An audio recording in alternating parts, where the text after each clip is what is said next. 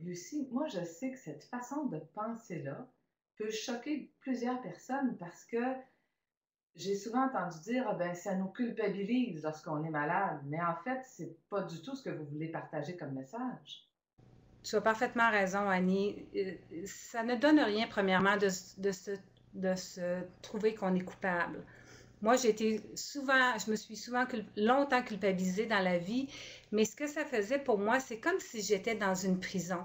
Parce que quand je me sens coupable, j'ai pas l'idée d'aller chercher des solutions. C'est comme si je m'enferme dans ma prison, puis je me trouve victime, et c'est comme si je reste stable. Il y a pas d'évolution qui se passe.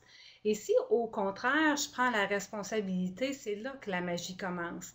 Être responsable, c'est juste de dire, j'accepte que j'ai attiré un événement, une situation dans ma vie, que ce soit une maladie ou autre chose, parce que j'ai quelque chose à comprendre. J'ai une leçon à tirer de cela.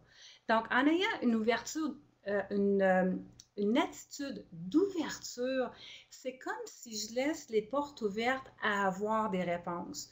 Donc ça, c'est merveilleux parce qu'en ayant cette ouverture-là, la vie, l'univers va m'emmener les outils dont j'ai besoin pour m'aider à faire ces prises de conscience-là. Il faut prendre conscience que il y a beaucoup de choses que l'on est conscient, que l'on vit, et il y a beaucoup de choses qui sont inconscientes. Parfois, des gens qui sont très malades vont me dire, parce qu'il y a beaucoup de stress relié aussi à la maladie. Et parfois, je demandais aux gens qui ont une maladie, est-ce que tu vis du stress dans ta vie? Et les gens vont dire, non, non, non, tout est OK, tout est sous contrôle. Donc, il y a beaucoup de choses inconscientes qui se passent à l'intérieur de nous. Donc, c'est pour ça que notre corps fait ressurgir ces choses qui sont inconscientes-là. C'est pour ça que c'est merveilleux. Notre corps est merveilleux. C'est un véhicule, c'est une façon pour notre corps de nous parler et de nous dire en quelque sorte qu'est-ce qui se passe.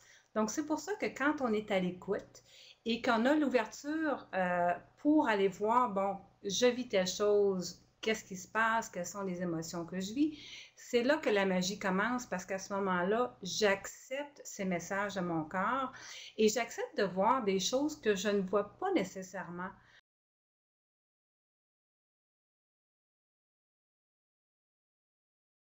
Et à ce moment-là, ben, tout est possible parce que ça me permet d'être plus heureux, de faire des prises de conscience qu'autrement, j'aurais pas pris parce que on est très occupé, Annie, hein? Les gens travaillent, ça va vite, ça va vite, ça va vite. Les gens s'arrêtent très peu pour voir, bon, ben, qu'est-ce qui se passe? Est-ce qu'il y a des choses que j'ai à changer dans ma vie?